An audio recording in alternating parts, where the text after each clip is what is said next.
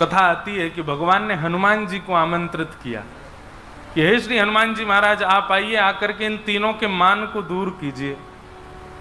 तो श्री हनुमान जी महाराज द्वारिका पहुंचे और द्वारिका में जाते ही सबसे पहले सबसे सुंदर वन जो द्वारिका का था उसको उजाड़ना प्रारंभ कर दिया। द्वारिकाधीश की सभा में जाकर के किसी ने हल्ला मचा दिया, बोले महाराज जल्दी कुछ करिए। बोले क्या हो गया? बोले एक बानर आ गया है, पूरे द्वारिका को उजाड़ रहा है। भगवान ने सुदर्शन जी से कहा, बोले सुदर्शन जी आप चले जाइए, जाकर के उस बानर को देखिए आइए, क्या कर रहा है, पूरी द्वारिका में बहुत उत्पात मचा रखा है। सुदर्शन जी बोले इतने छोटे से काम के लिए मैं जाऊं? किसी अन्य को भेज दीजिए, बानर भगाने का काम है, डंडा लेके कोई चला जाएगा, भगाया आएगा। कई सैनिक गए लेकिन कोई सैनिक लौट करके वापस नहीं आया। तो भगवान बोले कोई भी आ नहीं रहा है, लग रहा है बानर बड़ा है, आप ही जाइए। तो सुदर्शन जी को इतना अपमानजनक लगा कि बानर भगाने के लिए मुझे भेजा जा रहा है। वो ठीक है भगवान, ऐसा प्रकोप करके आऊंगा कि बानर वंश ही खत्म हो जाएगा।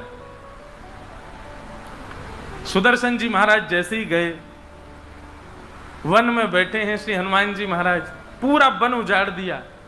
सुदर्शन जी ने जैसे ही आकर के हनुमान जी को देखा, जैसे ही उनके ऊपर आक्रमण करने लगे, हनुमान जी ने सुदर्शन जी को पकड़ा, अपनी कांख में दबा लिया और दबा करके बैठ गए।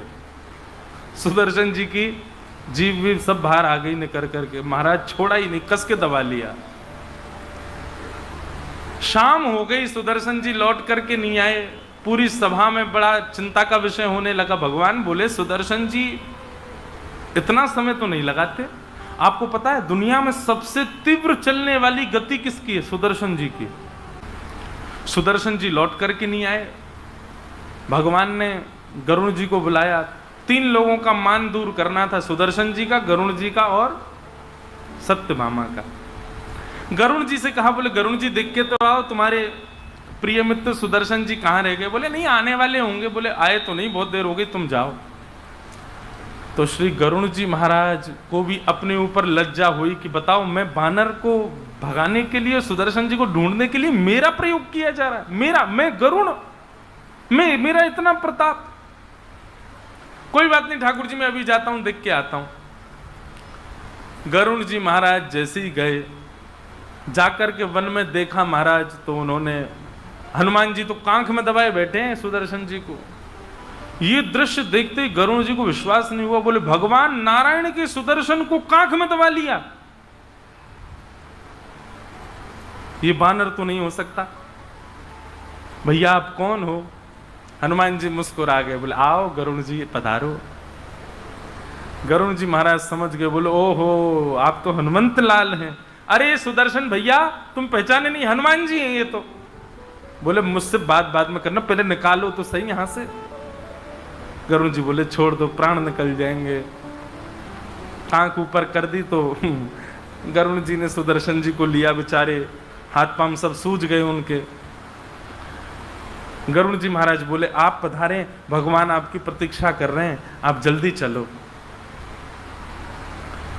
हनुमान जी बोले आप पहुंचिए, आपसे पहले पहुंच जाऊंगा मैं। गरुण जी बोले मेरी गति को चैलेंज? आप मन में सोचो भुवनेश्वर, तुरंत भुवनेश्वर सोचते, अगर आप भुवनेश्वर गए आपको तुरंत भुवनेश्वर दिख जाएगा। मन इतना तेज चलता है, पर मन की गति भी हल्की पड़ जाती है गरुण जी के आगे। हनुमान जी बोले आप पहुंचिए, आपसे पहले पहुंच जाऊंगा मैं। गरुण जी बोले मेरी गति को चैलेंज? मन की गति से तेज चलता हूं मैं। ठीक है हनुमान जी महाराज आप आइए, मैं सब व्यवस्था कर देता हूं वहां पर। हनुमान जी बोले ठीक है निकलो।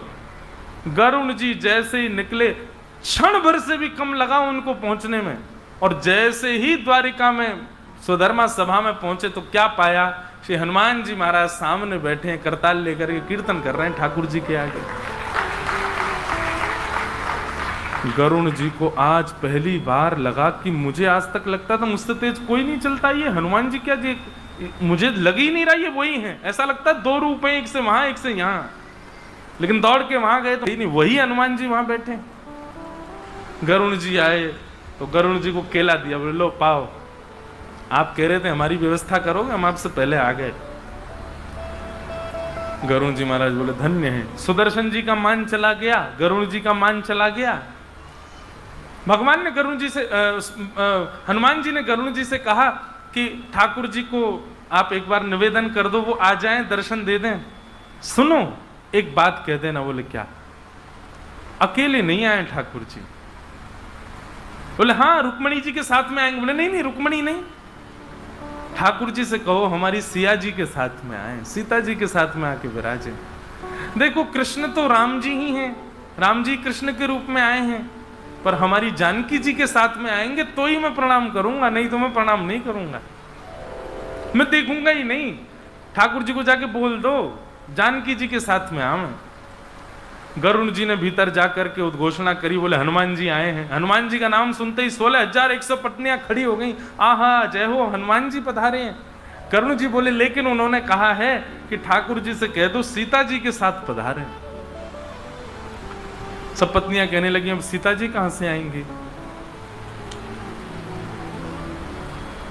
भगवान कृष्ण बोले आप 16,108 में जो सबसे सुंदर है उसको हम थोड़ा बहुत श्रृंगार का भाव बता देंगे, वो अपना श्रृंगार कर ले तो शायद हनुमान जी को सीता जी का भाव लगे और वो प्रणाम कर ले।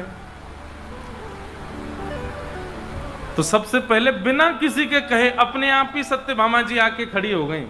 बोले कि ये तो कहने वाली बात नहीं है, सबसे सुंदर मैं ही हूं, मैं ही अपना श्रृंगार कर लेती हूं। रुक्मणी आदि पत्नियां बोली हाँ हाँ इन्हीं को ही ले जाओ। सत्यभामा जी ने और सत्यभामा सच में बहुत सुंदर थी। उन्होंने अपना श्रृंगार किया महाराज। जैसे ही वो श्रृंगार करके पधारी, ऐसी अद्भुत छटा उनकी देख करके निहाल हो गए सब लोग। ठाकुर जी बोले चलें सभा में हनुमान जी के पास? बोले हाँ चलो। जैसे ही सभा में पहुंचे, ठाकुर जी को देख करके तो हनुमान जी के नेत्र सजल हो गए। जय हो मेरे रामचंद्र पधार, मेरे राघव जी पधार गए। ठाकुर जी आकर के सिंहासन पर बैठ गए।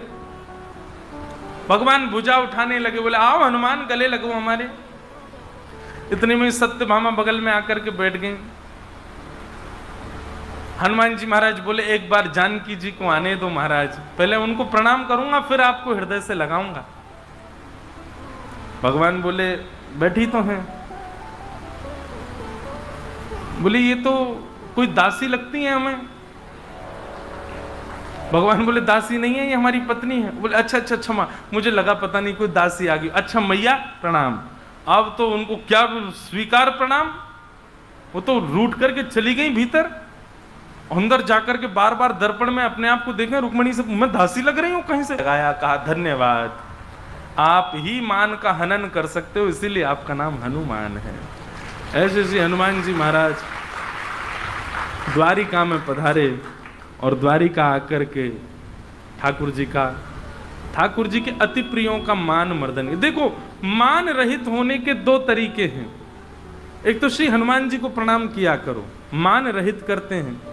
और दूसरा यदि आप प्रेम लक्षणा भक्ति के उपासक हो तो गोपी गीत का पाठ किया करो। गोपी गीत भी मान रहित